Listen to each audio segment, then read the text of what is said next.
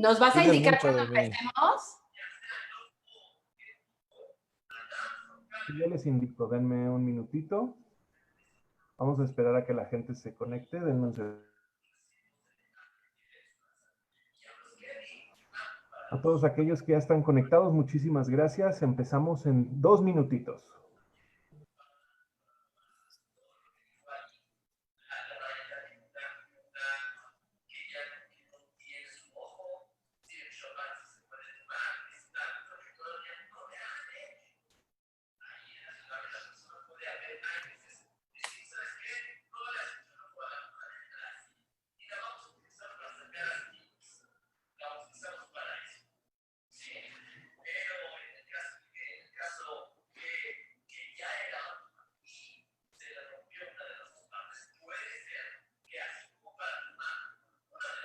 ¿Eso que se ve como televisión viene del tuyo, Adela?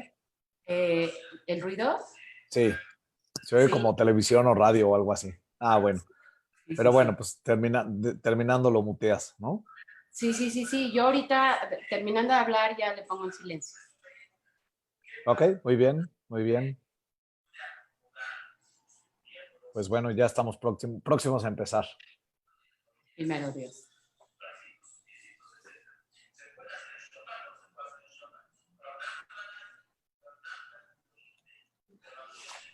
Adela, adelante, bienvenidos.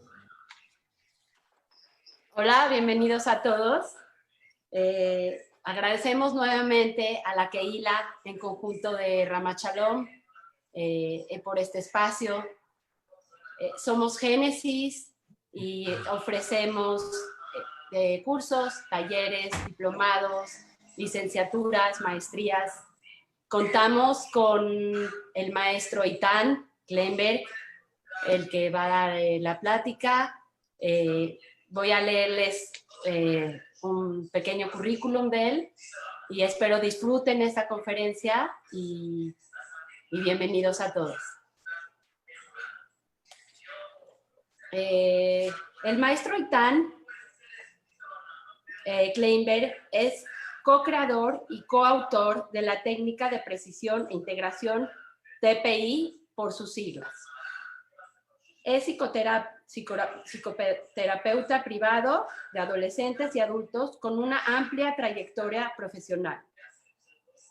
Es entrenador de primeros auxilios psicológicos y fue asesor de la Cruz Roja Mexicana en esta materia durante los sismos del 2017. Ha sido reconocido docente a nivel de licenciatura y maestría en la Universidad Iberoamericana y en la Universidad de las Américas, la Universidad Anáhuac y el Instituto Génesis. Fue codirector y fundador del Instituto Bienestar Integral y es socio fundador de la Asociación Mexicana de Orientación Psicológica y Psicoterapeuta, del Instituto y la Promoción y Desarrollo de la Psicoterapia Eficiente. Es licenciado en Psicología por la Universidad Iberoamericana y maestro en Orientación en Salud Mental por parte de la Universidad Internacional en la Florida, Miami.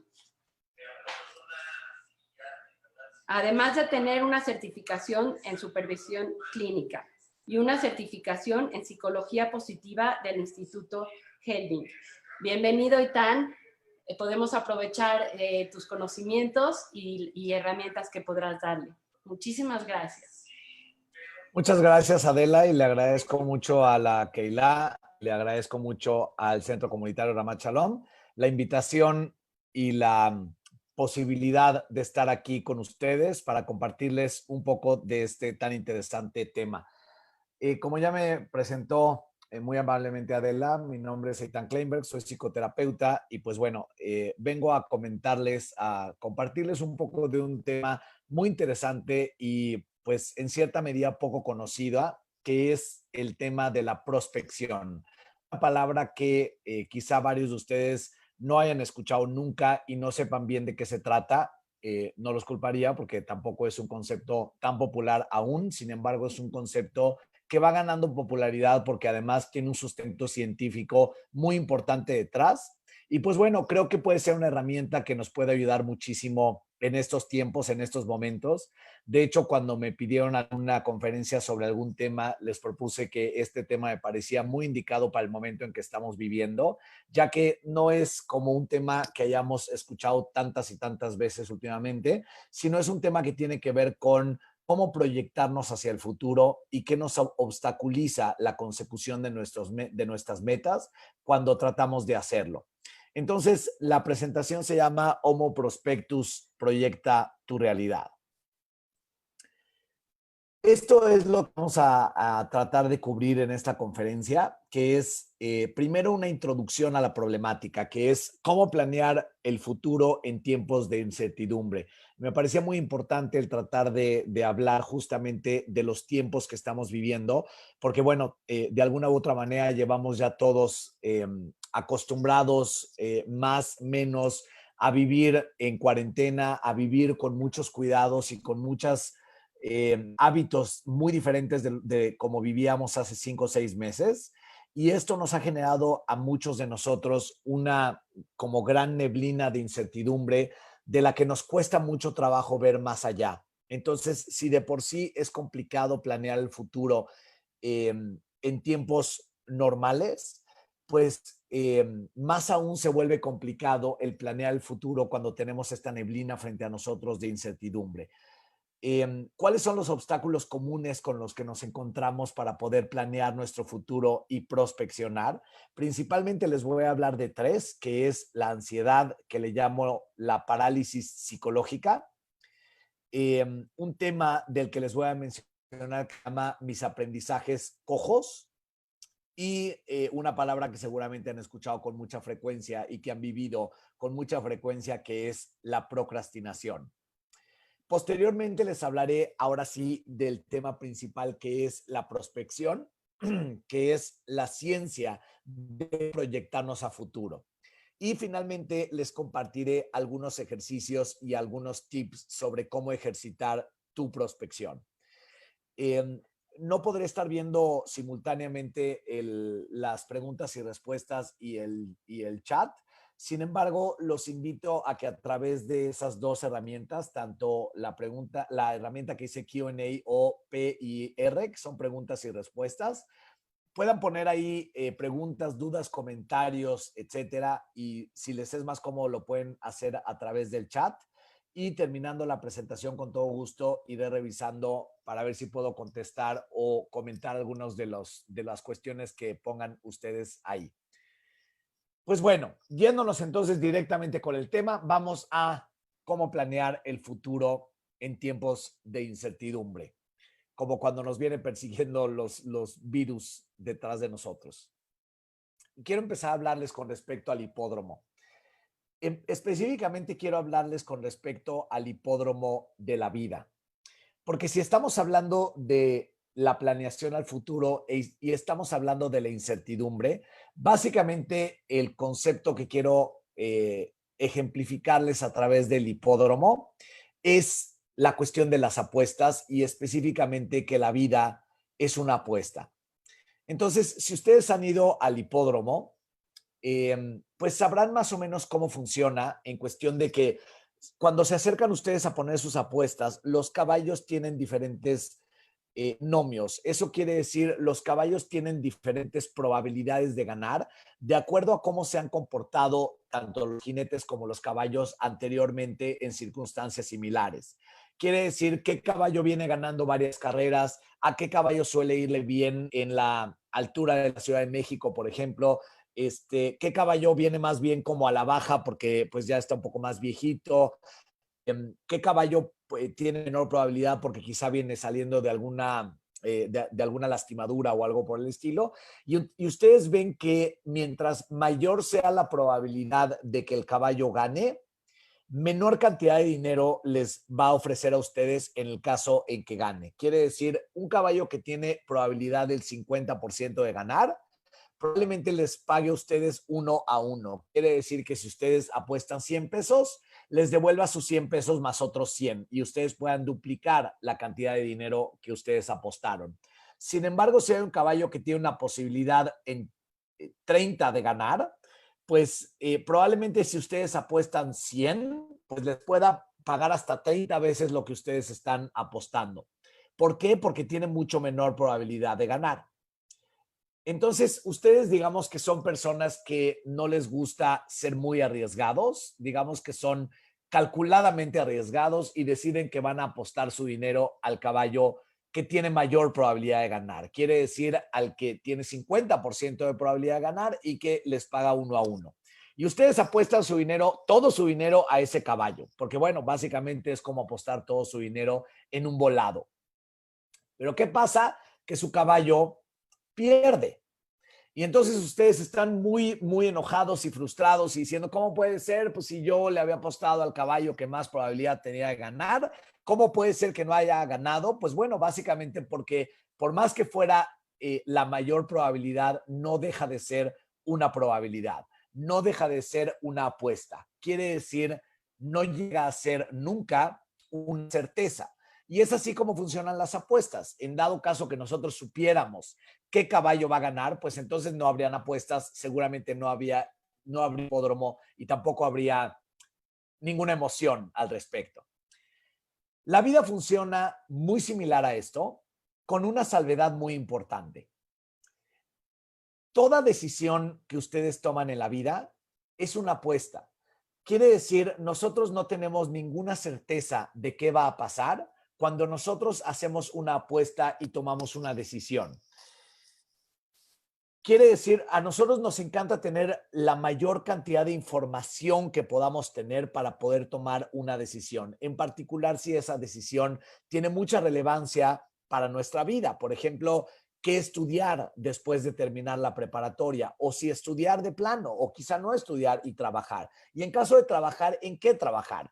Y dentro del trabajo o dentro de la escuela, ¿qué decisión tomar con respecto a invertir aquí o sacar de acá, o incluso tomar una decisión con respecto a una pareja? ¿Elijo esta pareja? ¿No elijo esta pareja? Me gustaría saber qué va a pasar si yo tomo esta decisión, si tomo la otra, si decido quedarme con mi pareja, si decido divorciarme de mi pareja, etcétera. ¿Qué es lo que va a pasar? Y bueno, pues entonces buscamos tener la mayor cantidad de información, buscamos información por todos lados, le preguntamos a 18 personas su opinión con respecto a, consultamos con expertos de diferentes tipos, etcétera.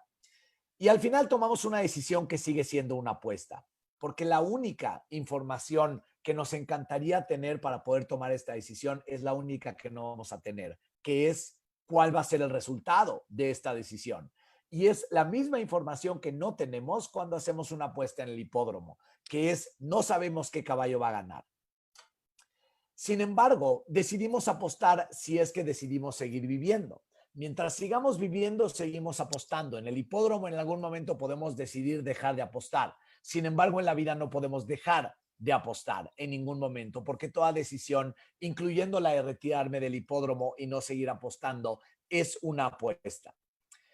La salvedad importante en la que les hablaba hace rato, la diferencia que tiene muy importante entre el hipódromo y la vida, las apuestas en el hipódromo y las apuestas en la vida, es que en el hipódromo sabemos exactamente qué hubiera pasado si hubiéramos tomado otro camino. Quiere decir, si yo no hubiera apostado por caballo A y hubiera apostado por caballo B, yo sé exactamente que el caballo B hubiera ganado porque ganó. Entonces yo hubiera ganado si le hubiera apostado al caballo B. En la vida no ocurre eso. En la vida es como una serie de puertas. Y en el momento en que nosotros elegimos entrar por una puerta, todas las demás puertas que no elegimos se sellan y se sellan para siempre. Y jamás hubiéramos sabido qué hubiera pasado si hubiéramos tomado esa otra puerta. ¿Por qué?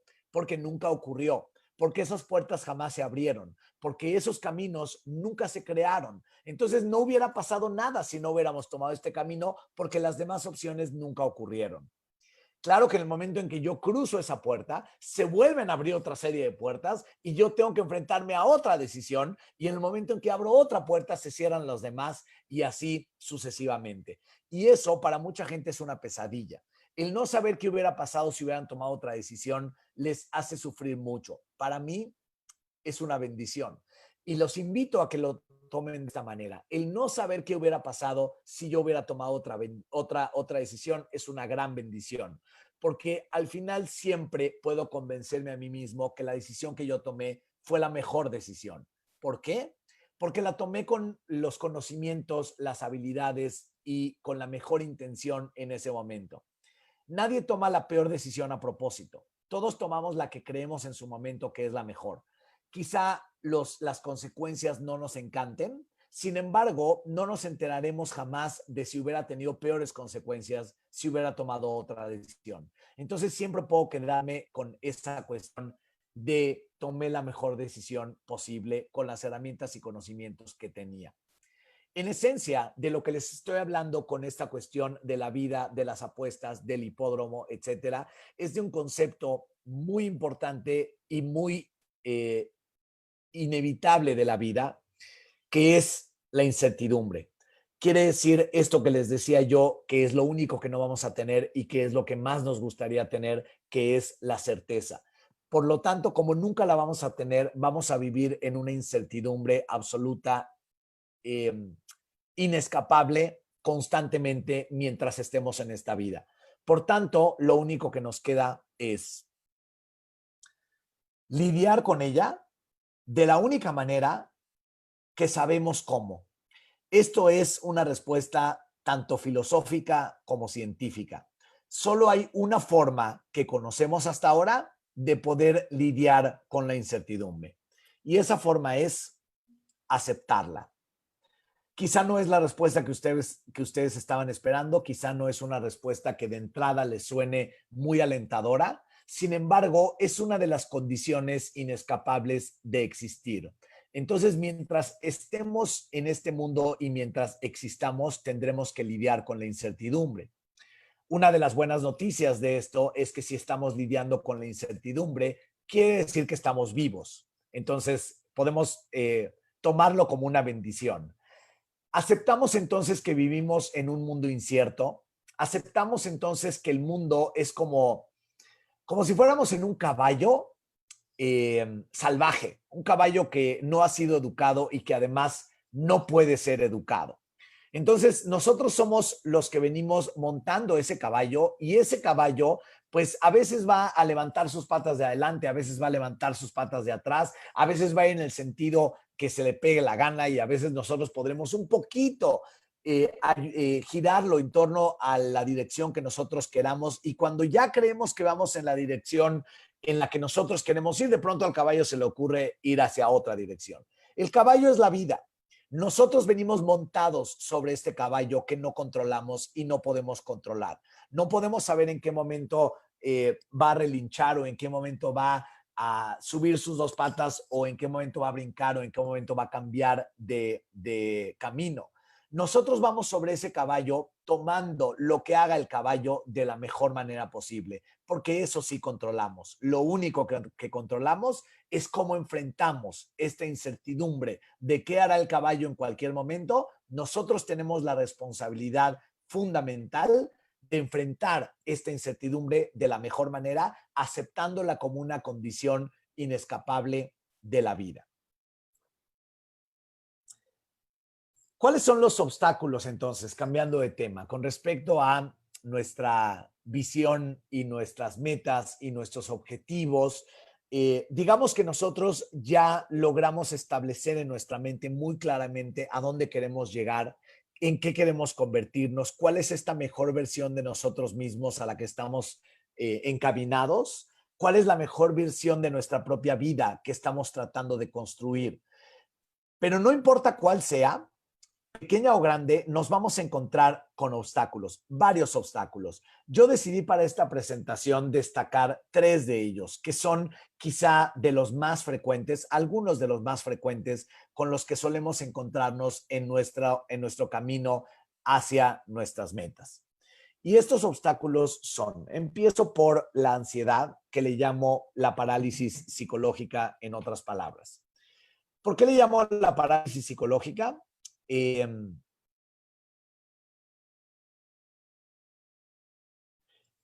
Porque justamente lo que hace la ansiedad es paralizarnos, a veces físicamente y casi siempre psicológicamente. Piensen en lo siguiente, la diferencia entre el miedo y la ansiedad es que el miedo es una respuesta adaptativa que tenemos los seres humanos ante una amenaza inminente. Quiere decir, si yo tengo frente a mí una amenaza directa ante mi integridad psicológica o física, en ese momento yo voy a sentir miedo. Es como que tenga al tigre exactamente frente a mí. De pronto estoy yo sentado y volteo y me doy cuenta de que hay un tigre junto a mí. Seguramente yo estaría apanicado porque además hace poco tuve la oportunidad de ir al safari y pues me tocó la rara ocasión en la que uno de los tigres del safari estaba despierto y estaba caminando. Y pues digamos que se acercó notablemente al coche en el que estábamos y cuando se acercó y yo tuve la posibilidad de apreciar la verdadera enormidad de este animal, nada más con decirles que la cara del tigre básicamente era del tamaño de la ventana entera, pues en ese momento entiende uno por qué imponen tanto los tigres. Entonces piensen en este animal enorme, con esta cabeza tan grande y con este cuerpo tan energético y con estos colmillos tan grandes y etcétera, pegado a ustedes. Seguramente estarían sintiendo no solo miedo, sino pánico. Y lo que estarían sintiendo y lo que estaría ocurriendo en su cuerpo es una serie de cambios que nos ocurren a todos en el miedo. Estos cambios son la reacción que conocemos comúnmente como fight or flight, que es, o incluso fight, flight or freeze, que es huir, pelear o paralizarse, quedarse congelado. Lo que ocurre es que nuestro cuerpo está preparándose para poder eliminar esta amenaza. Y hay dos maneras en las que evolutivamente estamos o nos preparamos para eliminar una amenaza. Estas maneras son a través de huir de la amenaza, poner suficiente distancia entre la amenaza y yo como para que ya no pueda hacerme daño, o destruir esta amenaza. Si yo puedo destruir esta amenaza, entonces ya no puede hacerme ningún daño. Eso es entonces lo que nuestro cuerpo para ello se está preparando para poder huir de la manera más veloz posible o para poder pelear de la manera más agresiva y fuerte posible para poder ganar. Lo que hace nuestro cuerpo entonces es que nuestro corazón empieza a latir más rápidamente. Seguramente si han sentido miedo, se han dado cuenta de estas palpitaciones que de pronto sienten. Estas palpitaciones funcionan así para poder enviar la mayor cantidad de sangre posible en el menor tiempo posible a las partes más distantes del corazón, que son las extremidades, los brazos y las piernas, que son aquellas que utilizamos los seres humanos para poder huir o pelear. Eso implica entonces que hay una cantidad de sangre que está siendo retirada de otras partes de nuestro cuerpo, porque no es que en ese momento creamos nueva sangre, sino que la redistribuimos. Entonces, si estamos concentrando mayor cantidad de sangre en las extremidades, quiere decir que la estamos retirando de otras partes de nuestro cuerpo. Estas partes de nuestro cuerpo fundamentalmente son dos: el sistema gastrointestinal, todo el tracto digestivo y la corteza prefrontal o el cerebro. Principalmente porque evolutivamente son áreas que no necesitamos para huir o pelear. No necesitamos pensar y definitivamente no necesitamos que nos dé hambre. Entonces, esas partes de nuestro cuerpo de pronto se quedan con mucho menos sangre. También podemos quedarnos paralizados, que es otra respuesta fisiológica, psicofisiológica, que algunos teóricos dicen que es una reliquia evolutiva. Una reliquia evolutiva es, si ustedes más o menos conocen la teoría evolutiva, sabrán que la evolución va eliminando ciertas cuestiones que no necesitamos y va desarrollando cuestiones que vamos adaptando para nuestra propia supervivencia. Las reliquias evolutivas quieren decir reacciones u órganos que en algún momento sirvieron, pero ya no nos sirven y sin embargo las seguimos teniendo. Una de ellas es esta parálisis que, bueno, por lo menos la teoría dice que algunos animales de nuestros ancestros e incluso algunos de hoy en día todavía tienen esta reacción de quedarse paralizados y de esa manera logran que algunos depredadores no los vean. A nosotros, por supuesto, cuando un bully nos está amenazando, no nos sirve de nada quedarnos paralizados porque no va a lograr nada. Y sin embargo, a veces cuando sentimos demasiado miedo nos quedamos paralizados. ¿Qué pasa con la ansiedad? Eso que describí ahorita es el miedo. La diferencia con la ansiedad es simplemente esta. El miedo es una reacción, como les dije, evolutiva, adaptativa ante una amenaza inminente. La ansiedad es la misma reacción, pero con menor intensidad ante la probabilidad o la sospecha de una amenaza. Quiere decir, yo no tengo una amenaza frente a mí, pero yo creo que puede ser que la vaya a vivir. Entonces, en lugar de tener al tigre aquí frente a mí, el tigre puede o puede no estar afuera de la puerta. Yo no puedo saberlo hasta que abra la puerta, si es que la abro. Pero mientras no pueda abrir esa puerta o no me atreva a abrir esa puerta, yo no voy a saber si el tigre está ahí afuera, por lo tanto, podría estar o podría no estar. Y entonces yo tengo las mismas reacciones que las que tengo con el miedo, pero de una menor intensidad y sin embargo son más sostenidas en el tiempo. Mientras yo no abra esa puerta, yo puedo quedarme con esta sensación de ansiedad provocada por mi pensamiento de la probabilidad de que pueda haber un tigre allá afuera para siempre. Días, horas, semanas, meses o para siempre. Eso es la clave de la ansiedad y esa es la problemática de la ansiedad y es por eso que el miedo no es un problema para el ser humano, pero la ansiedad sí. El miedo es una reacción adaptativa, la ansiedad es una reacción desadaptativa. El miedo nos sirve para sobrevivir, la ansiedad literalmente nos mata. ¿Qué quiere decir que nos mata? Pues si ustedes piensan en todas estas reacciones que les describí del miedo, pero continuas y constantes durante muchos días, muchos meses, muchos años incluso que yo puedo estar preocupado por algo o no por algo, por muchas cosas.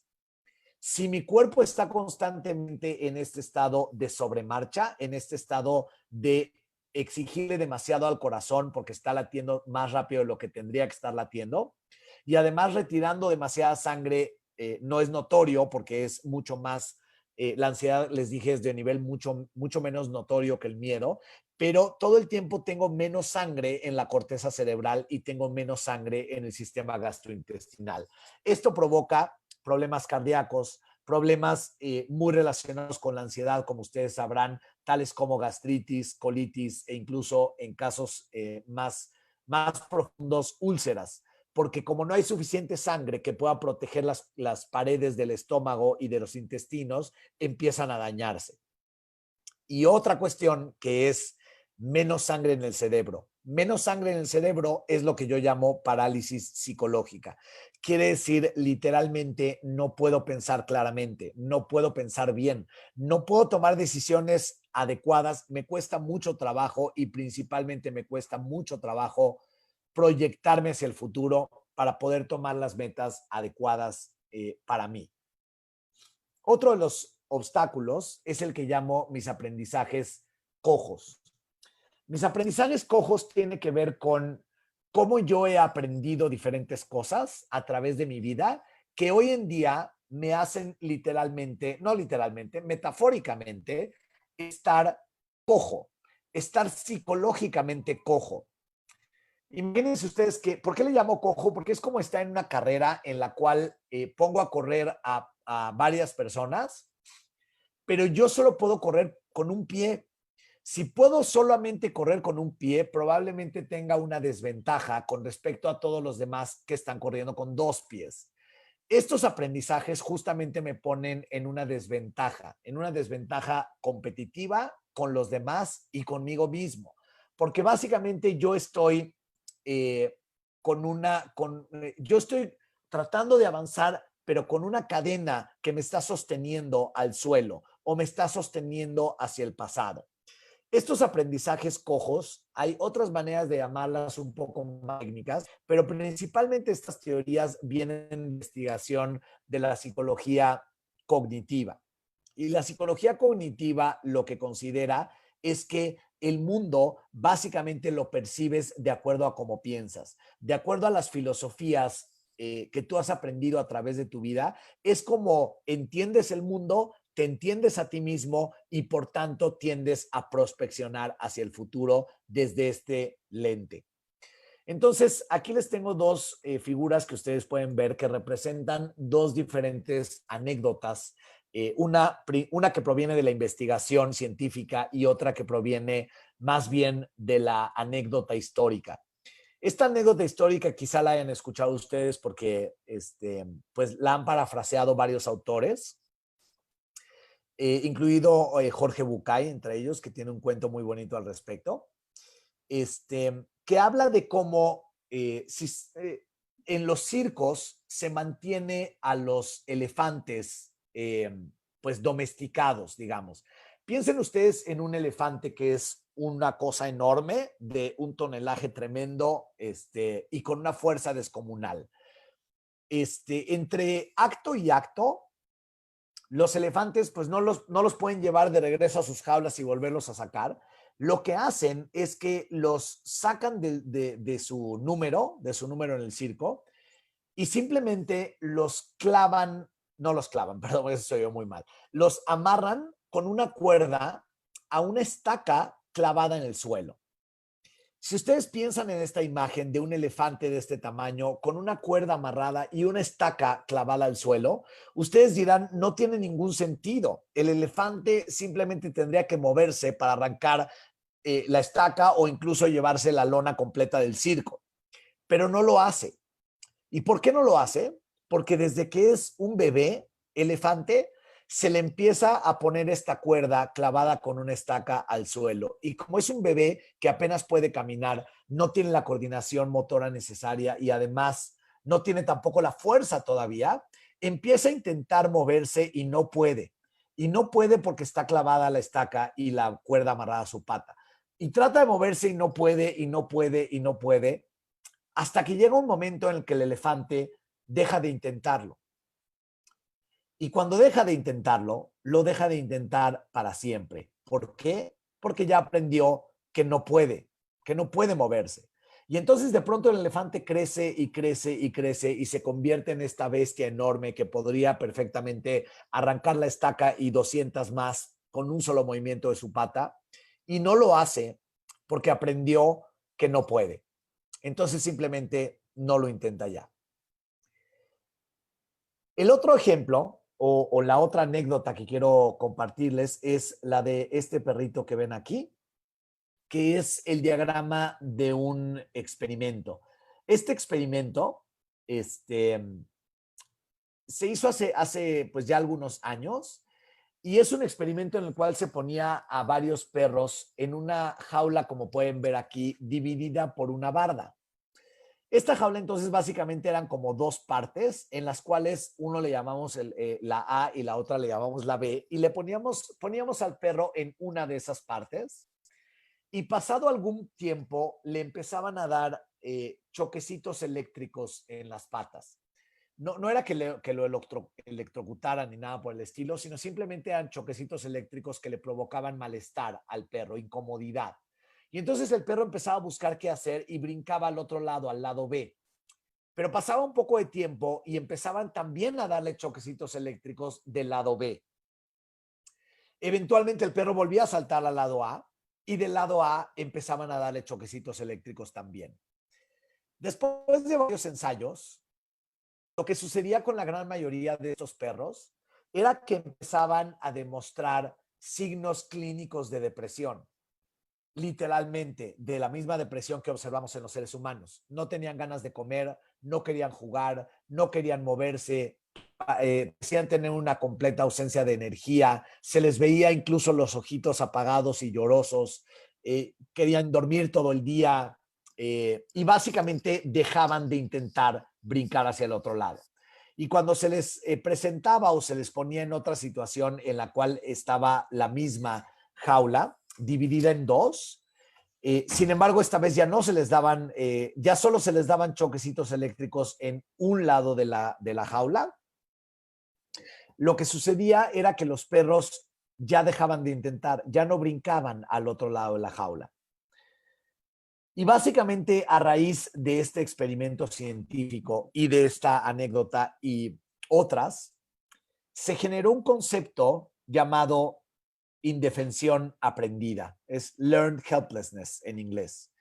Y esto quiere decir que es un pensamiento, una filosofía que se genera en la cognición, aparentemente no solo de los seres humanos, sino también de otros mamíferos, de que no importa lo mucho que intente yo, yo no puedo controlar mi ambiente y yo no puedo salir de esta situación. No importa cuánto lo intente, no importa qué tanto trate, ninguno de mis esfuerzos será suficiente para poderme sacar de esta situación. Y por tanto, dejo de intentarlo. Este es uno de los principales aprendizajes cojos que tenemos en la vida. La cuestión de que ciertas anécdotas en ciertos momentos nos hacen desarrollar filosofías que se perpetúan y que nos acompañan por el resto de la vida y que empiezan a provocar o incluso a predecir cómo nos vamos a comportar en diferentes situaciones ante diferentes retos. Algunos de los aprendizajes relacionados con la indefensión aprendida que solemos desarrollar son, por ejemplo, que los malos eventos durarán mucho tiempo.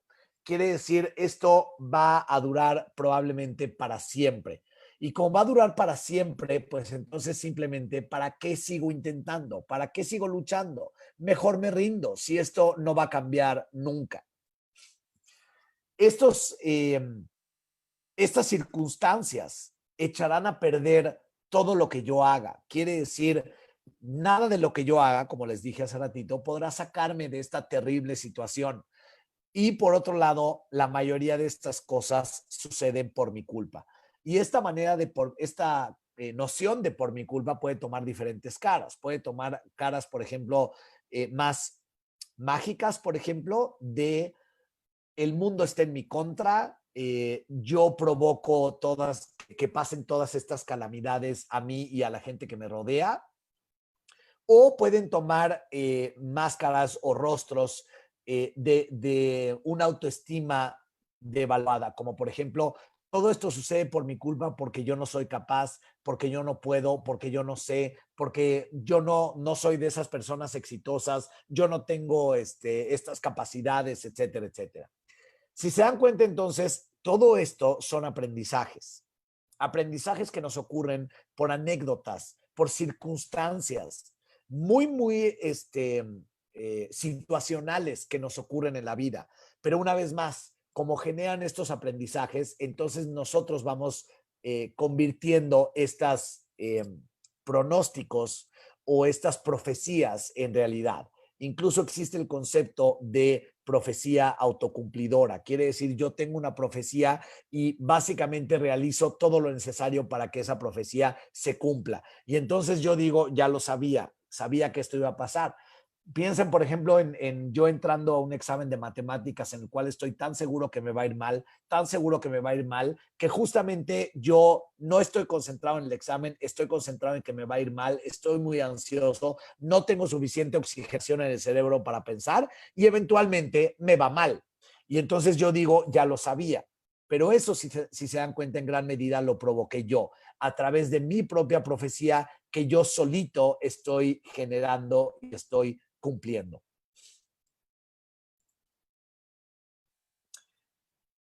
Dentro de estas cuestiones de pensamientos aprendidos que tenemos en la vida, les muestro algunos de los que los terapeutas o teóricos de la terapia racional emotiva consideran como los pensamientos irracionales, algunos de ellos. Por ejemplo, el perfeccionismo emocional.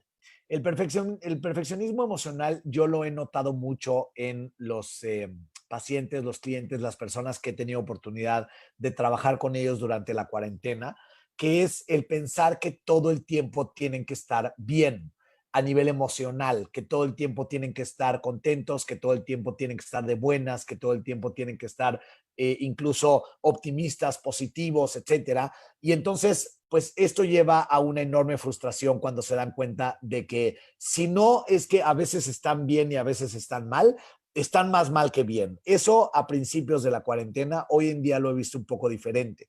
Pero bueno, la cuestión de el perfeccionismo emocional, que una vez más es únicamente una creencia, la creencia de que yo debo estar bien todo el tiempo es un pensamiento irracional. ¿Qué es un pensamiento irracional? No es un pensamiento que esté loco, es un pensamiento que no tiene ningún sustento ni ninguna evidencia.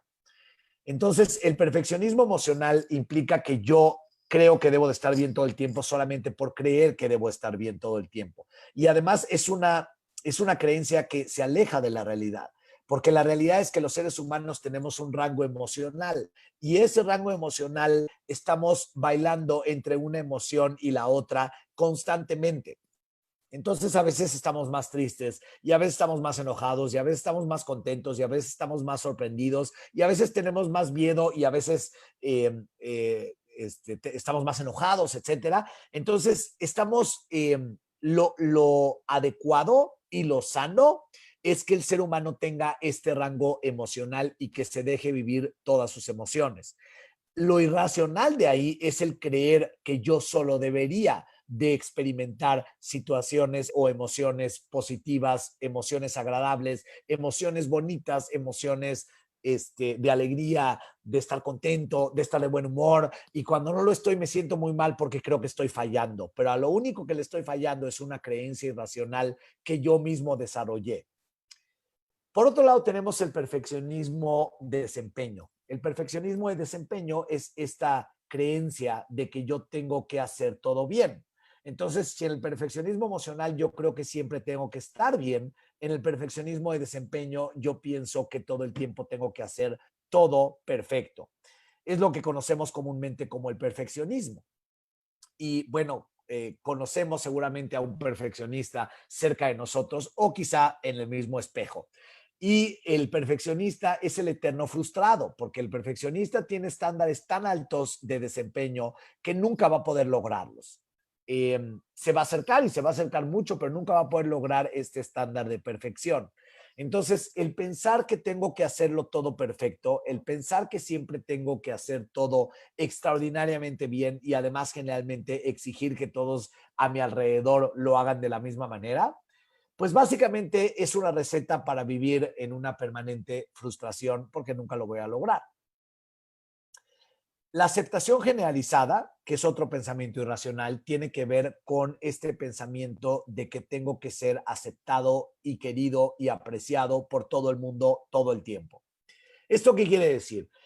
Básicamente el ser ajonjolí de todos los moles, que es un deseo bastante común y bastante frecuente en nuestra sociedad, que es la cuestión de todo el mundo tiene que quererme, a todo el mundo le tengo que caer bien, con todo el mundo tengo que ser simpático porque todo el mundo tiene que aceptarme y apreciarme y quererme todo el tiempo, en todo momento y en toda circunstancia.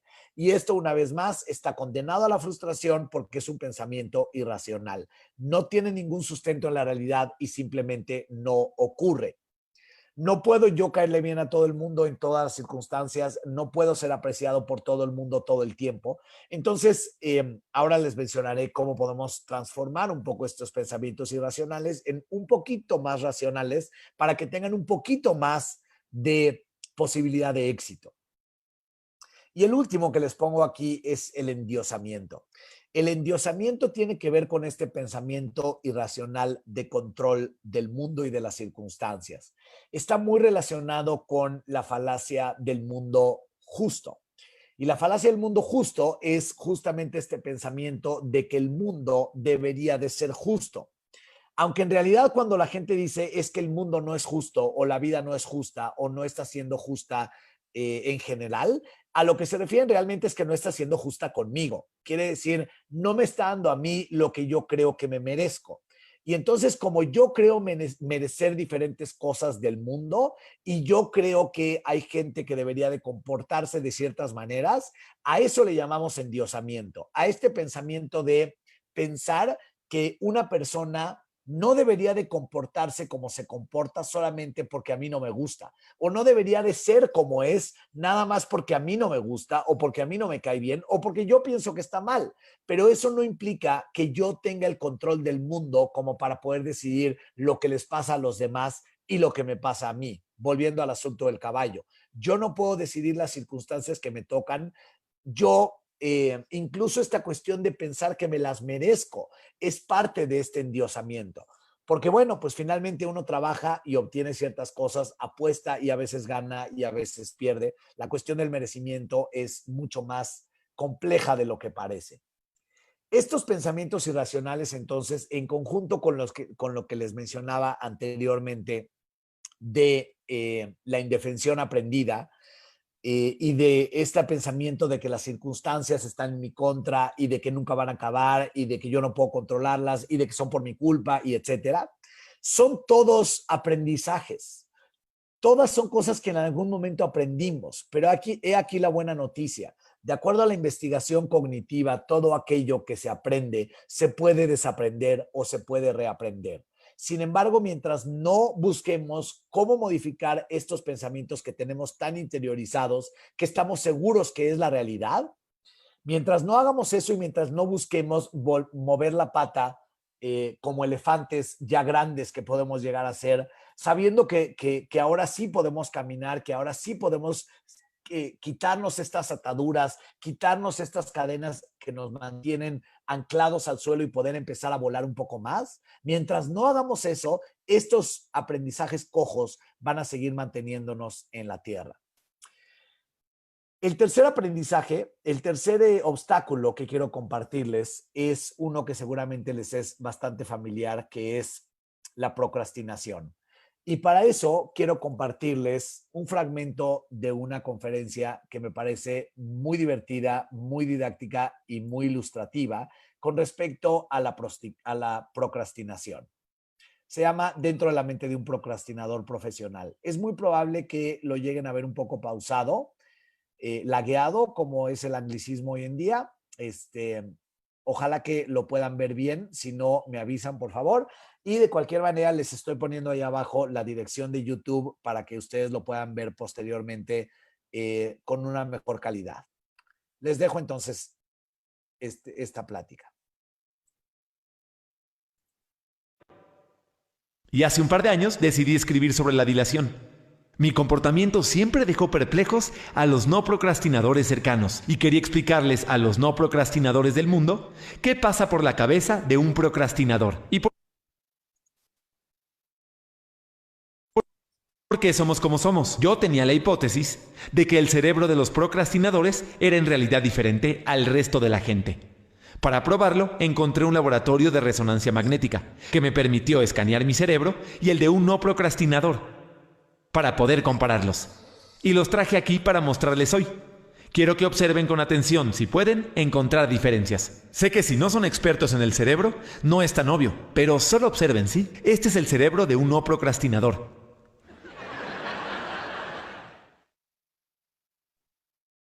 Ahora, este es mi cerebro.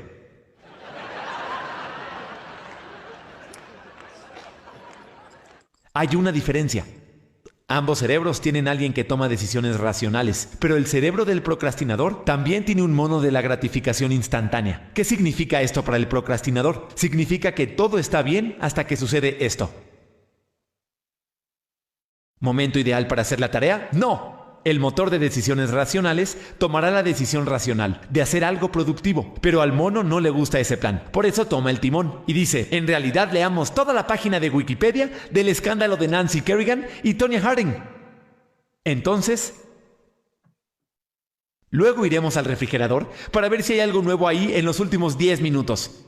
Luego, entraremos en una espiral de YouTube que empieza con videos de Richard Feynman hablando de imanes y termina mucho después mirando entrevistas de la mamá de Justin Bieber. Todo eso va a llevar mucho tiempo, por eso no tendremos espacio para agendar tareas hoy. Lo siento. Pero, ¿qué está sucediendo? Parece que el mono de la gratificación instantánea no es algo que uno quisiera al timón. Vive totalmente en el momento actual. No tiene memoria del pasado, no conoce el futuro y solo le importan dos cosas: lo fácil y lo divertido. En el mundo animal eso funciona bien. Si uno es perro y pasa toda la vida sin hacer nada más que cosas fáciles y divertidas, tiene un éxito enorme.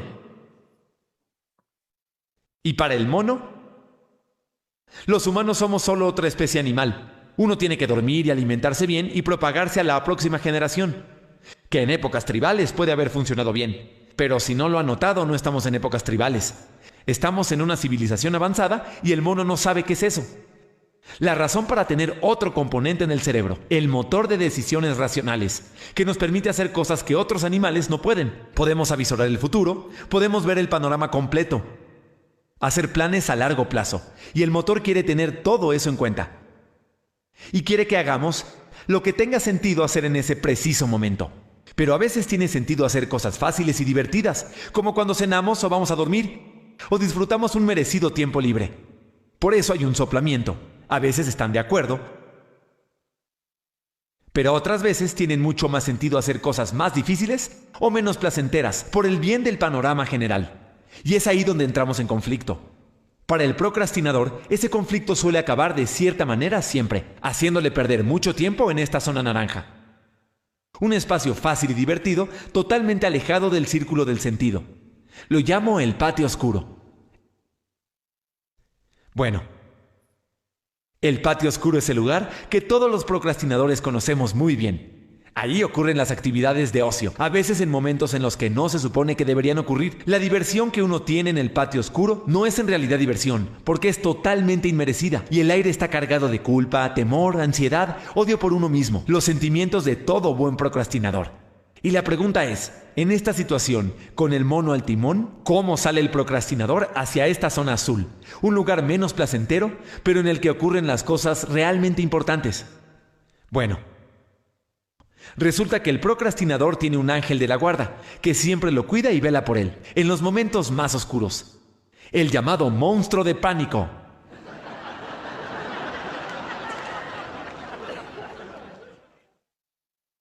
El monstruo de pánico está inactivo la mayor parte del tiempo, pero de repente se despierta cuando una entrega se aproxima demasiado, o si hay peligro de vergüenza pública, un desastre en la carrera o alguna otra consecuencia aterradora. Y lo más importante, es a lo único que le teme el mono. Se ha vuelto muy relevante en mi vida últimamente, porque la gente de TED me llamó hace unos 6 meses para invitarme a dar una charla TED.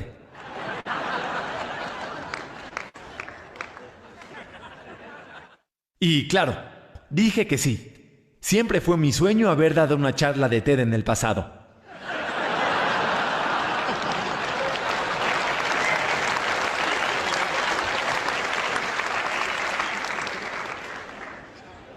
Pero en medio de toda esta euforia, el motor de decisiones racionales parecía tener otra cosa en mente. Me decía, tenemos claro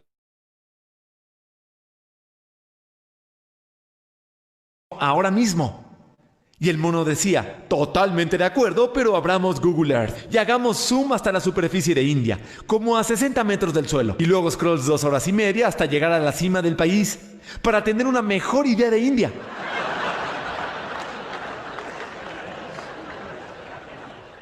Eso fue lo que hicimos ese día. Conforme 6 meses se hicieron 4, y luego 2, y luego 1... La gente de TED decidió anunciar los oradores, y yo abrí el sitio de TED y encontré mi rostro que me miraba fijo. Y adivinen quién despertó. El monstruo del pánico empezó a perder la paciencia, y unos segundos más tarde, todo el sistema está en caos. Y al mono recuerden que le aterra el monstruo de pánico. ¡Bum! Huyó al árbol. Y finalmente, el motor de decisiones racionales tomó el timón y pude empezar a trabajar en la charla. El monstruo de pánico explica, todo el tiempo, los comportamientos locos de dilación, como cómo alguien como yo pudo pasar 2 semanas sin poder escribir la oración inicial de un artículo y luego encontrar milagrosamente una ética de trabajo increíble para estar en vela toda la noche y escribir 8 páginas. Toda esta situación, con los 3 personajes, es el sistema de dilación. No es bonito, pero al final funciona.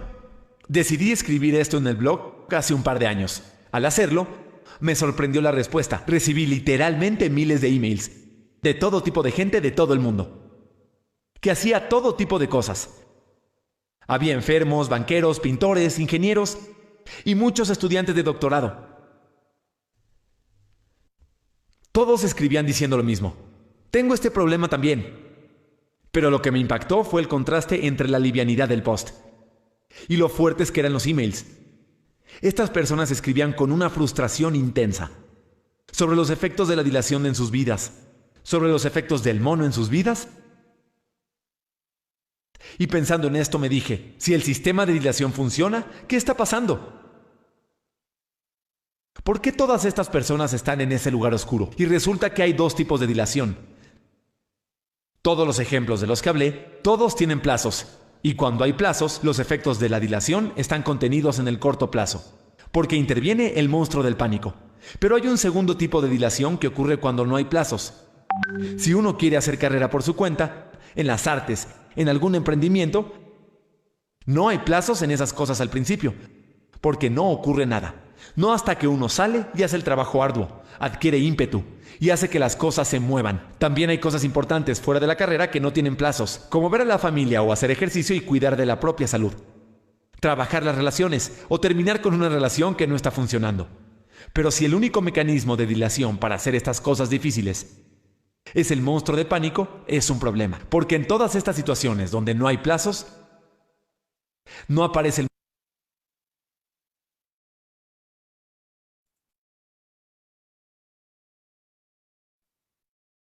Muy bien. ¿Ya me escuchan? Espero que sí. Pues bueno, si se dan cuenta, perdón, solo estoy viendo que ya me escuchan. Ya me escuchan. Ok. Me parece muy interesante, espero que les haya parecido a ustedes también, la manera en la que explica él le llama dilación, bueno, es la traducción, este sistema de procrastinación, que por eso lo quise dejar también hasta el final, porque por un lado nos explica, creo de una manera bastante ilustrativa y divertida, qué es lo que pasa con las procrastinaciones que tienen un deadline o un límite de tiempo, y las quizá más peligrosas y más frustrantes, que son las procrastinaciones que no tienen límite de tiempo, como por ejemplo aquella procrastinación que tiene que ver con mis metas a futuro, con mi proyecto de vida, con mis metas, con mi sentido de vida, con mi propósito de vida, que ese no tiene ninguna fecha, ese no tiene ninguna fecha límite ni ningún momento en el cual yo tengo que terminar, y por eso me puedo pasar las 48 horas anteriores trabajando pues para sacar 800 páginas y poder entregar mi tesis con 2 días de anticipación, porque finalmente, como no hay una línea de tiempo, como no hay una fecha límite, pues entonces la procrastinación se puede perpetuar para siempre, porque el monstruo de pánico no aparece. Es como, digamos, una especie de monstruito pequeño y que apenas asusta, que está por ahí como detrás de nuestras mentes, como diciendo, deberías de estar haciendo esto, deberías de estar haciendo esto, y por supuesto causándonos una de las emociones que él mencionó, que son muy características de los procrastinadores, que es la culpa. Y incluso el odio hacia sí mismo, el odio por estar en el mismo lugar que estaba yo hace 3 meses, hace 6 meses, hace un año, encontrándome hoy 7 de julio de 2020, sin haber avanzado gran cosa desde el 7 de julio de 2019, cuando yo me propuse que dentro de un año estaría en otro lugar, y he aquí que estoy en el mismo.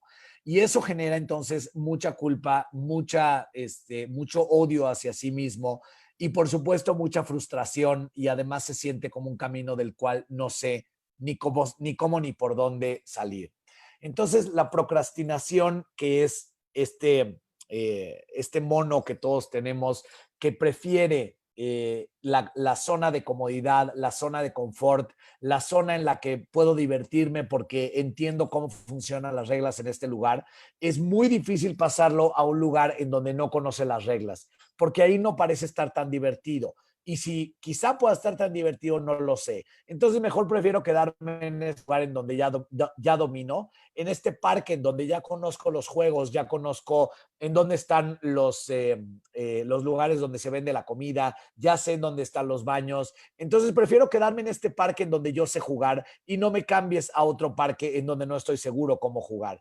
Esto es lo que conocemos como la zona de confort, o como yo a veces lo llamo también, la zona de disconfort, porque es una zona en la que realmente no estamos confortables. Es una zona en la que nos sentimos frustrados, culpables, y que nos pega constantemente a nuestra autoestima, y que se convierte justamente una y otra vez en profecías autocumplidas. Si yo empiezo a pensar, yo jamás saldré de aquí, yo no tengo la capacidad de salir de aquí, yo no sé por dónde salir de aquí, pues eventualmente me encierro en este parque que le quito las ventanas, le quito las puertas y le quito todavía de salida de aquí.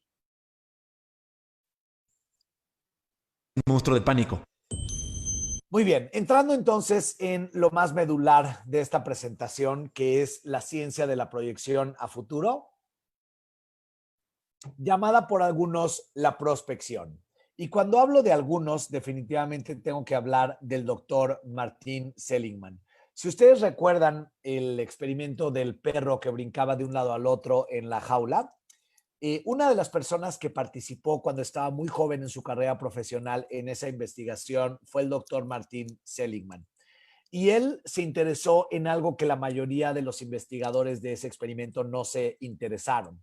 Como les dije, una de las grandes, de los grandes resultados y de las grandes conclusiones que obtuvimos de estos experimentos es el concepto que posteriormente fue llamado la indefensión aprendida.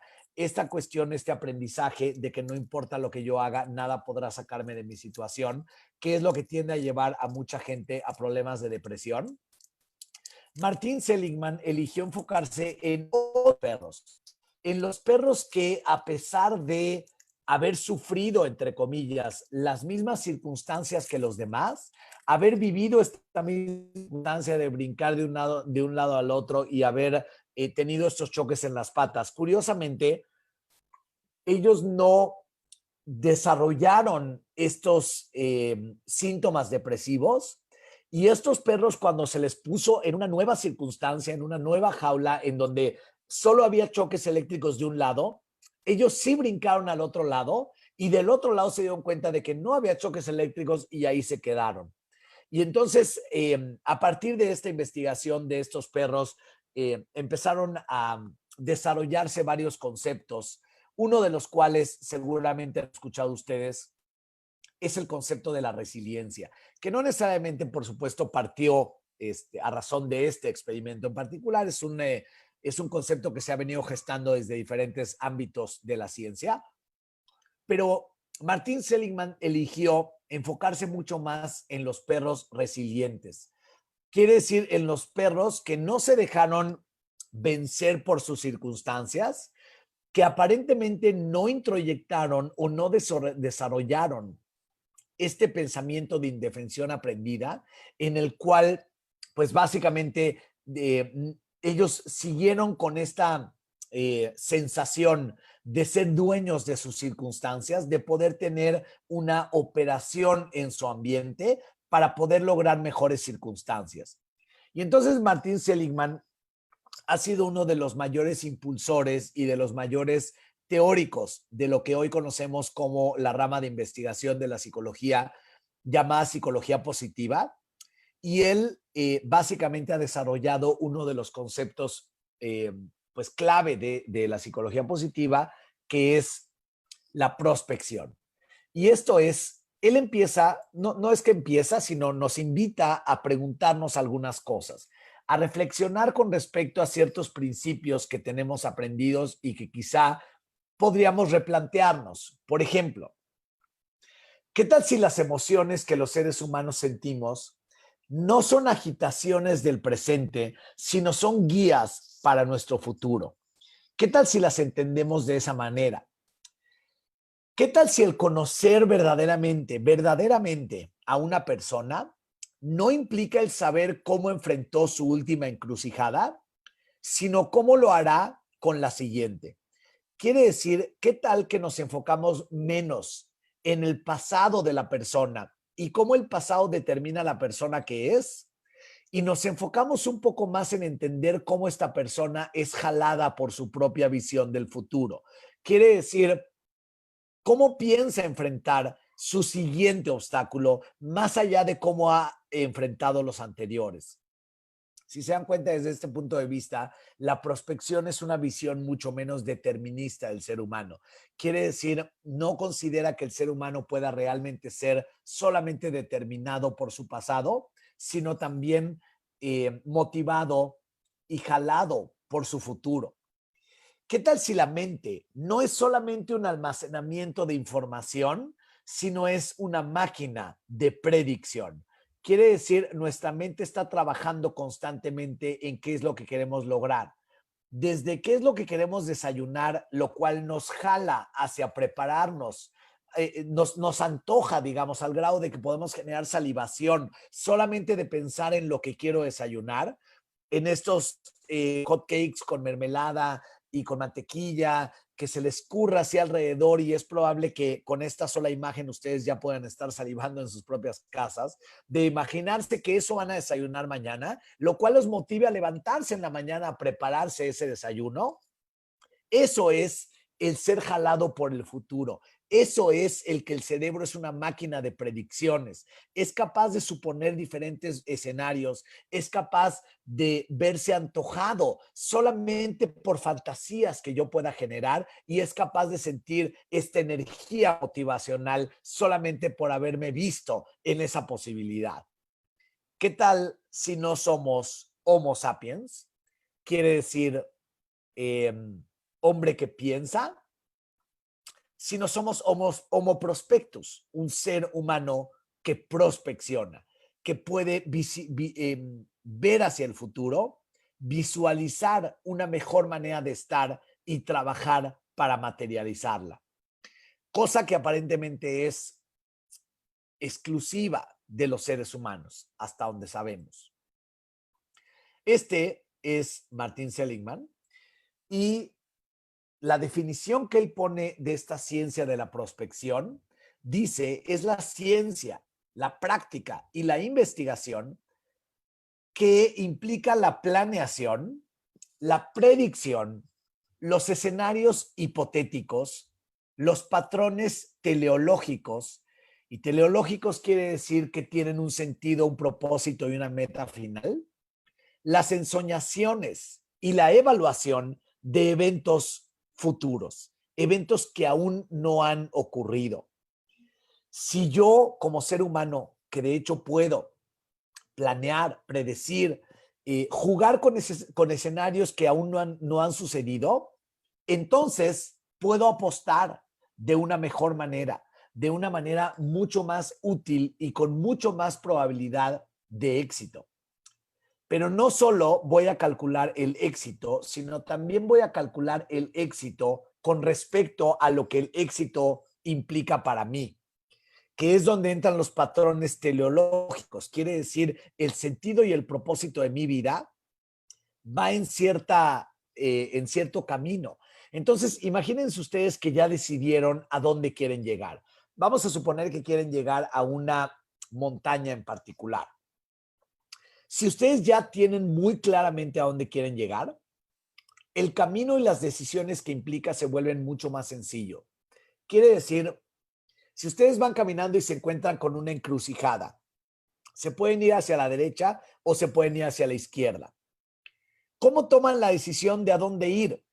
¿Hacia la derecha o hacia la izquierda? ¿Iré hacia la derecha? ¿Iré hacia la izquierda? Aquí puede pasar esto, aquí puede pasar lo otro. Y vamos a suponer que finalmente decido que voy a la izquierda.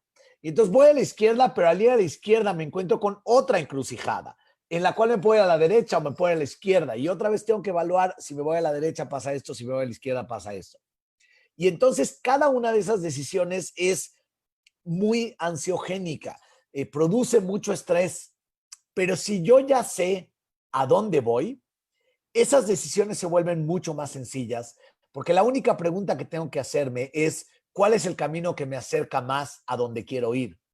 Y entonces yo tengo la posibilidad de tomar esas decisiones de una manera mucho más ligera, mucho más sencilla, y entonces tengo incluso la paz para poder, como dicen en Estados Unidos, sentarme a oler las rosas.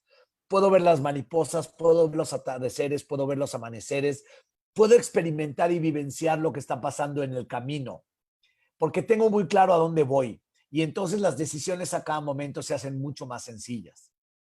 Esta habilidad, dice Martin Seligman, única que tenemos aparentemente los seres humanos para representar en nuestra mente posibles futuros, conforma fundamentalmente los sistemas cognitivos, afectivos y motivacionales del ser humano. Quiere decir, si algo nos motiva, es esta visión de un futuro deseable para mí, de un cambio que yo quiero hacer, de una mejor situación en la que ya me vislumbré, como en algún momento decía el anuncio famoso de la lotería, el ya me vi. Y cuando ya me vi, es difícil quitarme esa imagen del ya me vi de la mente hasta que la logre. Y eso es lo que echa a andar nuestros sistemas motivacionales. Ahora la pregunta es, ¿cómo le hago para verme? Pues bueno, si ustedes piensan en esta frase o en esta pregunta que hacía Martin Seligman, que les compartí hace rato con respecto a qué tal que la memoria no solamente es una reserva de recuerdos, sino es una máquina del tiempo, con la capacidad de viajar al futuro. Les explico brevemente una cuestión con la memoria. La memoria en realidad no recuerda. La memoria lo que hace es reconstruir.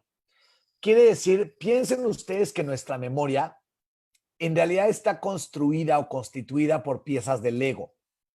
Si ustedes pensaban que la memoria es como un DVD que se le pone play y cada vez que se le pone play vemos exactamente lo mismo, en realidad la gran mayoría de los estudios, prácticamente todos los estudios serios que tienen que ver con la cognición, han demostrado que la memoria no funciona así. La memoria no es simplemente un depósito de recuerdos al cual accesamos, los traemos a la conciencia y los volvemos a vivir tal cual los vivimos en su momento.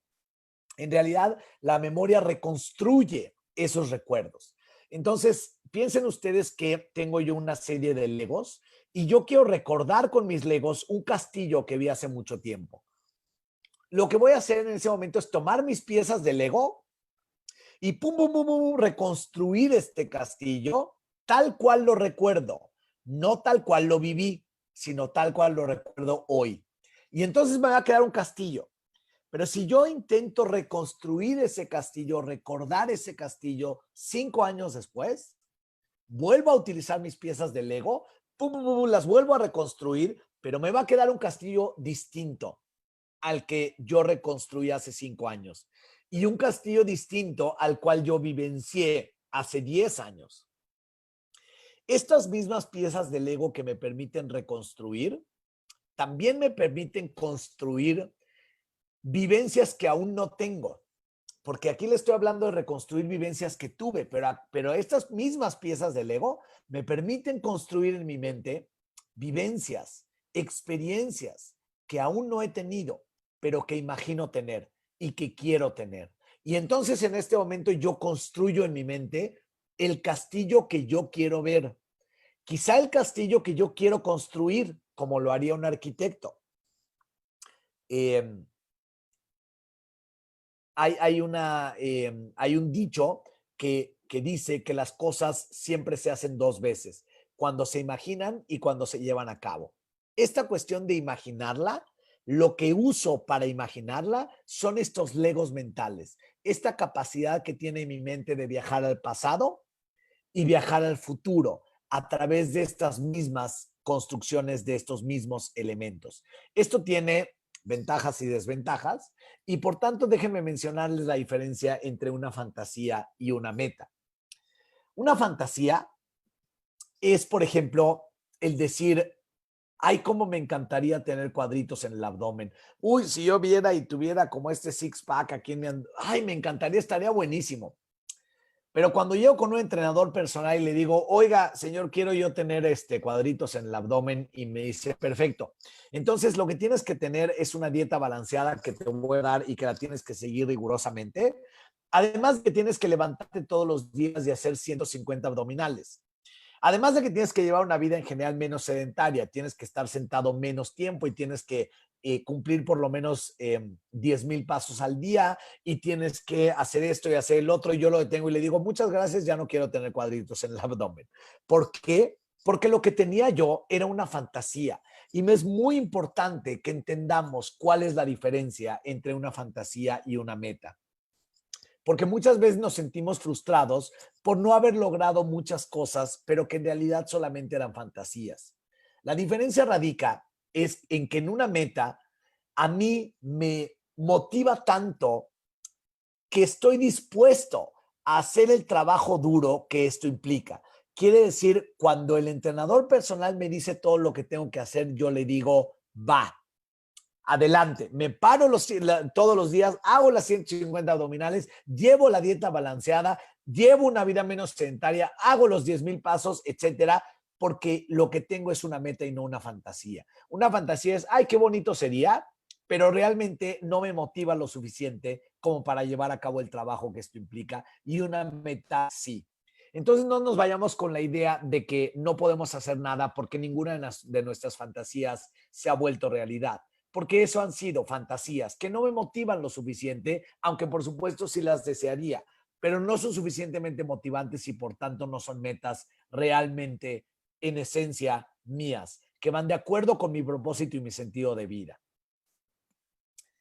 Nuestro cerebro es una máquina del tiempo, se los he como tratado de decir de diferentes maneras. Lo que hacemos es utilizar nuestros recuerdos y nuestras programaciones pasadas para visualizar nuestro futuro y nuestras expectativas. Pero un concepto importante que quiero compartirles es que la prospección no es una fantasía completamente descabellada. Nuestra prospección siempre mantiene la estructura del mundo real de acuerdo a como yo lo percibo. Quiere decir, cuando yo hago una prospección, yo no me veo a mí mismo pasado mañana con alas y volando por doquier, porque eso no está de acuerdo con la estructura del mundo real que yo tengo. La prospección real no es una fantasía infantil, es una cuestión, una imagen que va muy de acuerdo con cómo yo entiendo las reglas del mundo.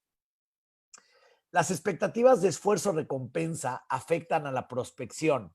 Déjenme compartirles esta investigación de escalar una pirámide versus fotografiar una pirámide, que la llevaron a cabo Christian y algunos de sus compañeros investigadores en 2012.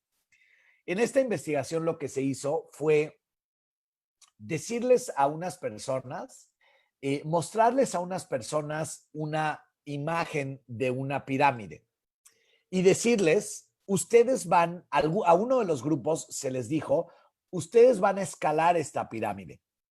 Y a otro grupo se les dijo, ustedes van a fotografiar esta pirámide. Posteriormente se le pidió a ambos grupos, y esto se repitió varias veces, por supuesto, que estimaran la altura de dicha pirámide. Y aquellos que se les dijo que iban a escalar la pirámide, estimaron la altura de la pirámide como mayor que aquellos que se les dijo que iban a fotografiar la pirámide. ¿Esto qué quiere decir? Que la expectativa que yo tengo con respecto al esfuerzo que voy a hacer y a la recompensa que voy a tener afecta mi prospección, afecta aquellos legos con los que yo les digo que ustedes construyen su imaginación, sus fantasías, sus metas. Por lo tanto, la imagen de la pirámide que construyeron con sus legos aquellas personas que se les dijo que la iban a escalar fue mayor que aquellos que se les dijo que la iban a fotografiar. Una vez más, todos estaban viendo la misma pirámide en teoría, pero en realidad cada uno estaba viendo la pirámide que formó con sus propios legos.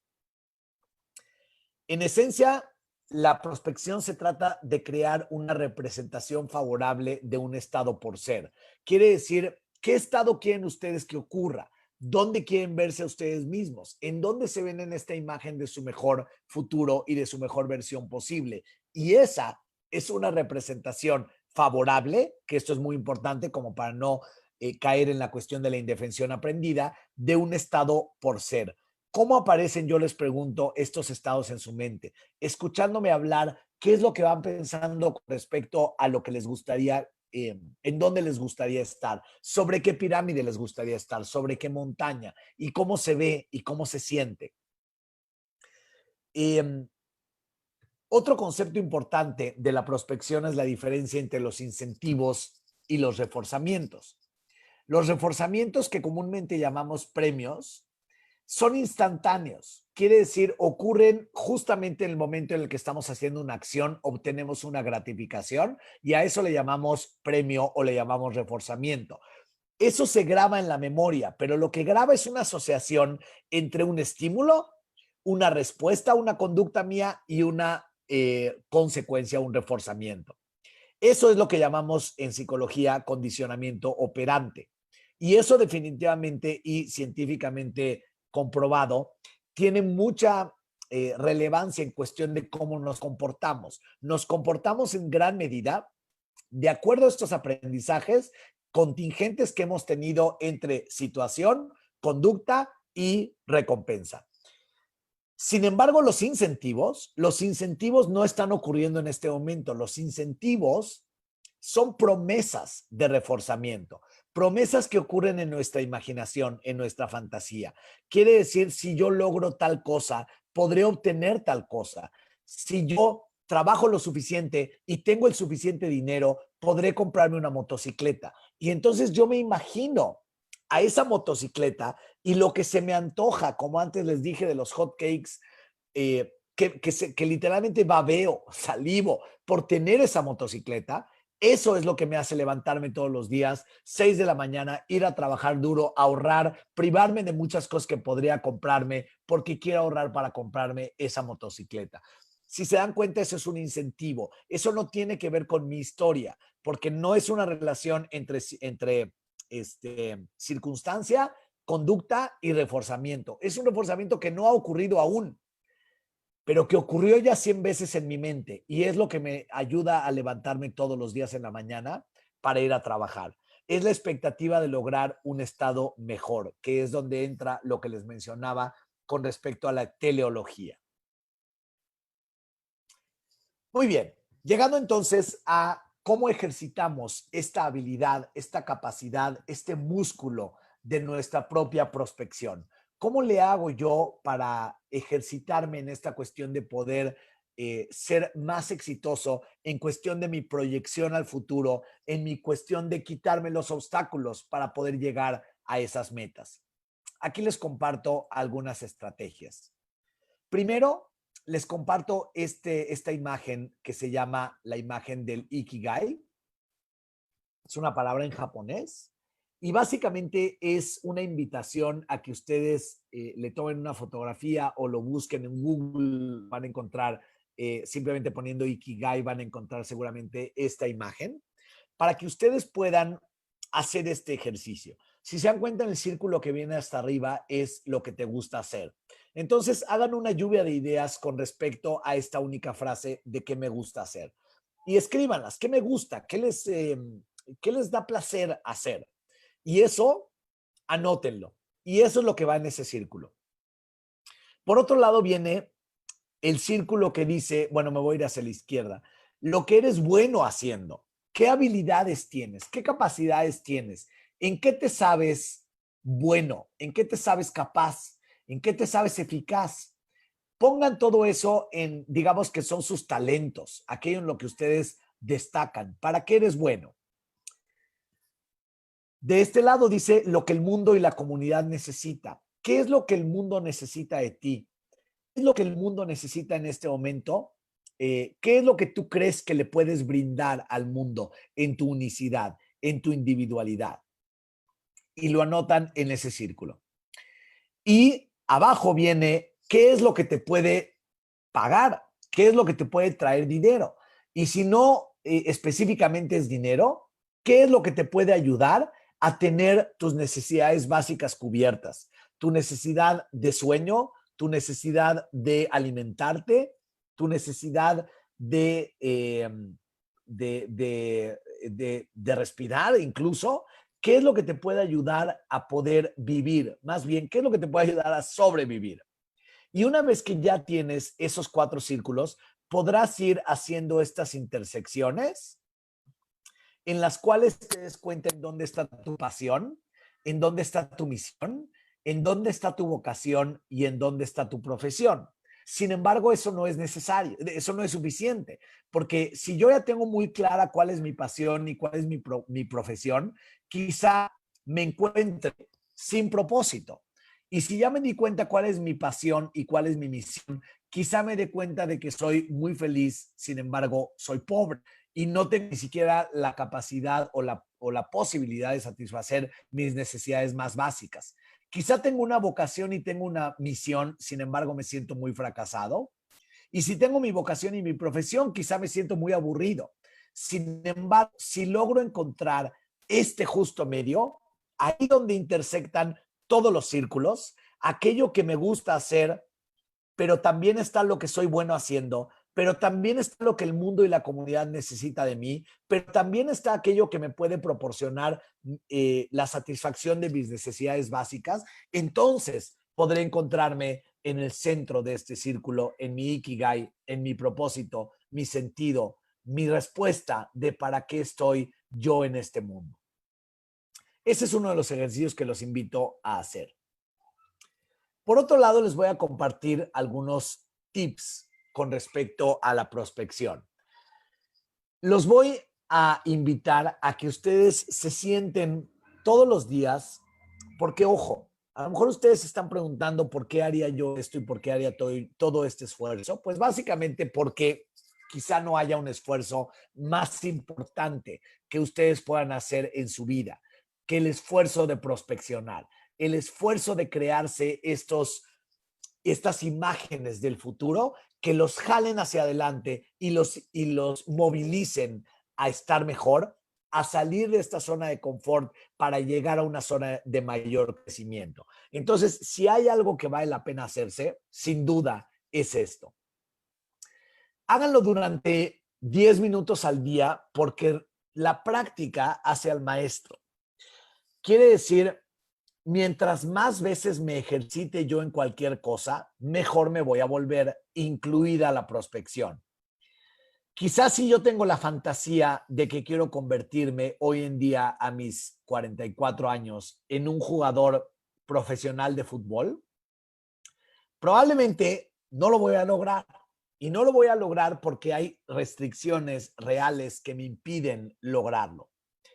Sin embargo, si yo me pongo como en mi prospección, el volverme un mejor jugador de fútbol de lo que soy hoy, y empiezo a hacerlo durante todos los días y empiezo a practicarlo durante todos los días, es altamente probable que dentro de un año yo sea un mucho mejor jugador de fútbol de lo que soy hoy. ¿Por qué? Porque la práctica hace al maestro. No importa cualquier cosa que sea, si ustedes lo practican una y otra vez, se van a volver mejores, incluida la habilidad de la prospección. Por tanto, los invito a que se sienten a prospeccionar todos los días 10 minutos.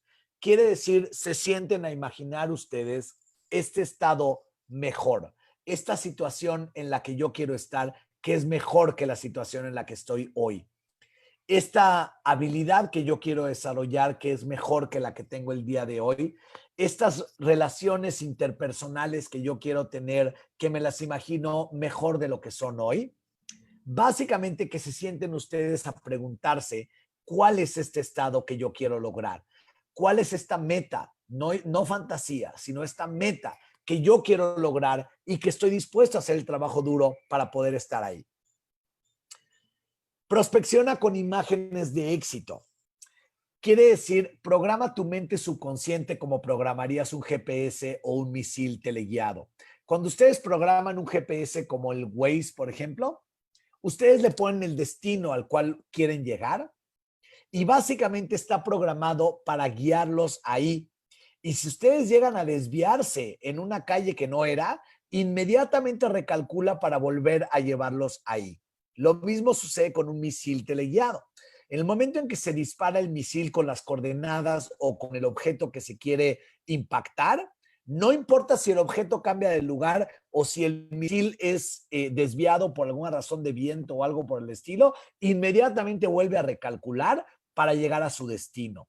Entonces, prospeccionen ustedes como si estuvieran, porque de hecho eso están haciendo, programar su mente subconsciente básicamente para llegar ahí sí o sí, independientemente de cuáles sean los obstáculos, independientemente de cuáles sean las restricciones en el camino,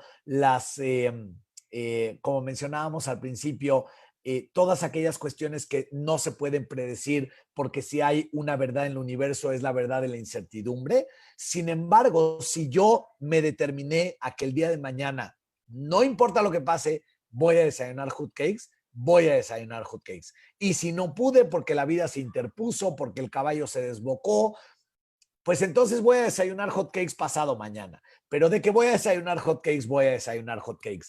Prográmense entonces con esa determinación, con esa certeza de que no importa lo que pase, yo voy a lograr mi objetivo sí o sí. Cambia perspectivas. Esta cuestión de cambiar perspectivas es un ejercicio muy interesante que podemos visualizarnos a nosotros en nuestra prospección de una manera asociada o disociada. ¿Qué quiere decir? Digamos que yo soy un atleta de alto rendimiento, soy un saltador de altura y estoy a punto de saltar. En mi mente me estoy imaginando cómo voy a saltar. Me estoy literalmente prospeccionando a mi salto. Estoy imaginándome cómo va a ser. Yo lo puedo hacer de forma asociada en lo que llamamos o se llama ultrarrealismo.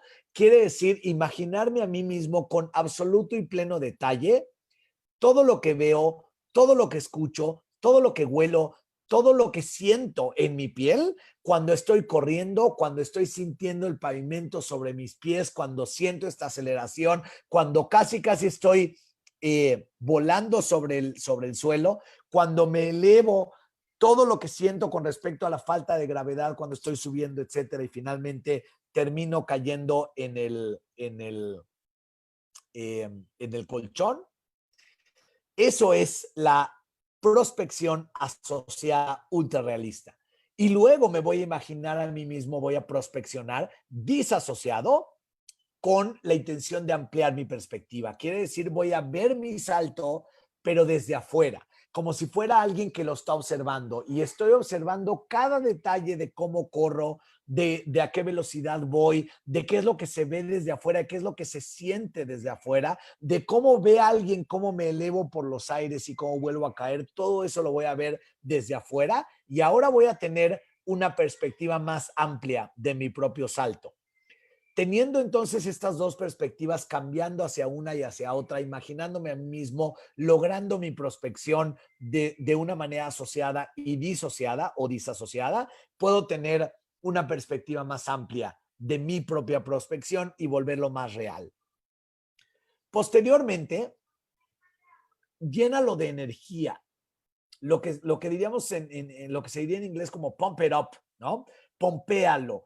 Súbele el volumen, píntalo de color brillante. Quiere decir, si te imaginaste en prospección, si te imaginaste este estado de mejor estar, ahora imagínatelo más brillante. Ahora imagínatelo pintado de muchos colores, de todos los colores de la paleta, de todos los colores del arco iris, hasta que se vea sumamente brillante, tan brillante que te deslumbre.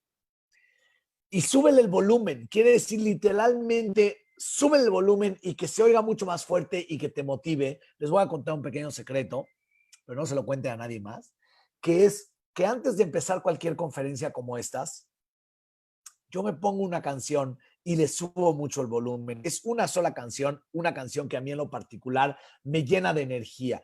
Porque en el momento en que subimos el volumen literal y metafórico de las cosas, en este momento nos vemos mucho más motivados, nos llenamos de energía y cuando yo puedo subirle el volumen a mi propia prospección, me lleno de energía para lograrla. Una vez más, sí o sí. Y finalmente, para prospeccionar, trata de seguir un guión. Esto te va a salir mucho mejor con la práctica. Una vez más, volvemos al primero de la práctica hacia el maestro. Trata de seguir un guión para que tu mente no divague, porque la mente es como este caballo desbocado, como este changuito, y tiende a desviarse o divagar. Entonces, trata de seguir un guión que siempre siga igual, que empiece por esto, siga con esto y termine con esto. Esto no en tu prospección, sino en tu ejercicio de prospección. Quiere decir, no en tu meta, sino en tu ejercicio de prospeccionar hacia tu meta, de hacerlo diariamente estos 10 minutos, este guión, y vas a ver cómo, si lo haces todos los días 10 minutos, esta visión de prospeccionar, de acercarte hacia tu meta cada vez más, si lo haces con estas imágenes del misil teledirigido, del GPS, si cambias perspectivas, a veces lo haces asociado, a veces te lo imaginas disasociado. Si lo llenas de energía, lo llenas de color, le subes el volumen y sigues un guión, te vas a encontrar a ti mismo, te lo garantizo, cada vez más cerca de esa imagen de que tú te has imaginado y que tú has creído que puedes lograr. En un libro maravilloso que les recomiendo que se llama El monje que vendió su Ferrari, dice esta frase: el secreto de la felicidad es simple. Averigua qué es lo que te gusta hacer y dirige todas tus energías hacia ello. Haciendo esto, la abundancia iluminará tu vida. Entonces, imagínense que ustedes pueden encontrar este secreto. Esto de igual que les gusta hacer, dirigir todas sus energías hacia ello. Haciendo esto van a lograr la abundancia como ustedes la imaginan y como ustedes la desean. Y bueno, con esto termino. Les agradezco a todos su atención. Espero que sigan ahí, algunos de ustedes, acompañándome hasta esta hora. Y pues ahora sí, abro el foro por si quieren hacer algún comentario, alguna duda, alguna pregunta, alguna reflexión que hayan tenido con respecto a esto que les compartí a través de la herramienta que dice Q&A o que dice PIR, preguntas y respuestas, o a través de la herramienta del chat. Hasta ahora estoy viendo nada más, estoy viendo nada más comentarios que con todo gusto voy a leer. Muy interesante, muchas gracias. Se oye mal, eso fue a las 10:27. Espero, René, que ya se escuche mejor o que se haya escuchado mejor. Preciosa clase, muchas gracias. Gracias, Miriam. Excelente plática, muchas gracias. Carla, muchas gracias a ti. Gracias, qué super clase, gracias por tu tiempo y entrega. Muchas gracias a ti, Nitza, qué amable. Si alguien, ¿qué es Homo Prospectus? Lo van a contestar en vivo. Saludos, ok. Me parece que ya lo contesté. De cualquier manera lo vuelvo a mencionar. Es como un juego de palabras que implica que en lugar de solamente ser un Homo sapiens sapiens o un hombre que piensa, somos en realidad un hombre que prospecciona. Somos un ser que es capaz, que eso es lo que nos diferencia del resto de los animales. No la capacidad de pensar, sino la capacidad de prospeccionar.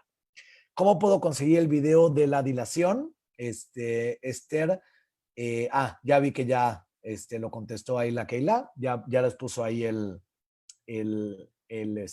link de la página de YouTube. Muchas gracias a la Keila que han contestado esto por mí. Regreso aquí. ¿Sí? Tenemos un comentario, si nos das oportunidad de abrir el micrófono, a ver si es una pregunta o comentario de Moisés. Sí, por supuesto, adelante. Moisés, ¿puedes abrir tu micrófono, por favor?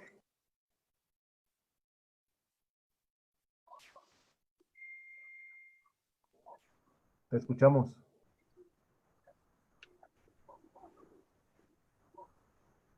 Moisés.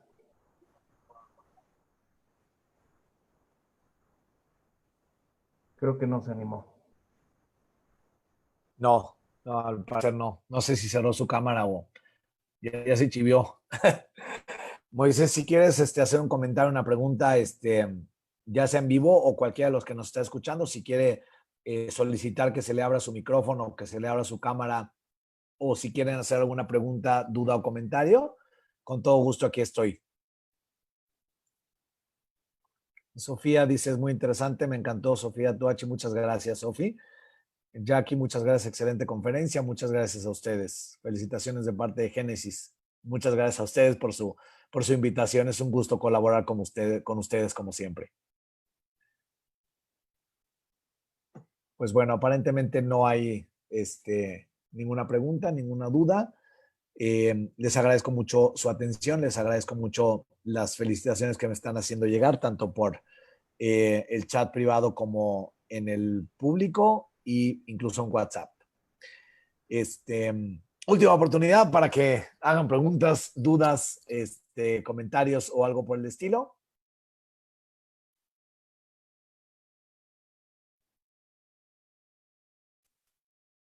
¿Alguien está escribiendo? No, ¿verdad, Alberto? No, no tenemos nada ahí tan... Ok, muy bien. Pues bueno,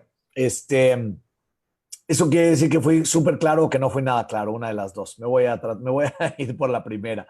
Les agradezco muchísimo al Instituto Génesis una vez más por la invitación y su reiterada confianza, al Centro Comunitario Ramat Shalom y a la Keilah.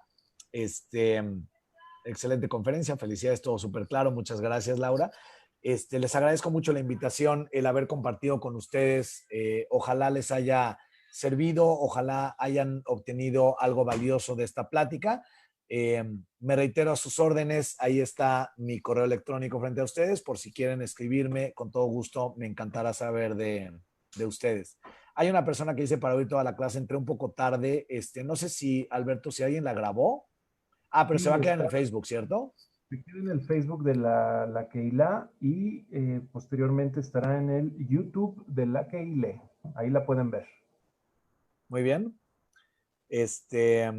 Lo mejor fue la técnica de prospección, muchas gracias. Pues bueno, pueden escucharlo entonces en el Facebook de la Keilah, así la buscan, así buscan en Facebook, la Keilah. Correcto. Sí, la Keilah o la Keilah, cualquiera de las dos. Perfecto, la Keilah o la Keilah, o en YouTube la Keilah o la Keilah, seguramente quedará ahí arriba a partir de, bueno, en Facebook supongo que terminando prácticamente ya estará en unos minutos, y en YouTube en un día o algo por el estilo. Correcto. Muy bien. Pues muchas gracias a todos ustedes. Un gusto. Los saludo desde aquí de la bella ciudad de la eterna primavera. Ojalá que todos estemos bien. Ojalá que todos nos cuidemos. Ojalá que pronto podamos abrazarnos con el cariño de siempre. Y pues les mando un fuerte abrazo y muchas gracias por su atención. Que les vaya muy bien. Buenas noches. Gracias a ti, Eitan. Te admiramos mucho. Muchas gracias. Gracias, Alberto. Hasta luego.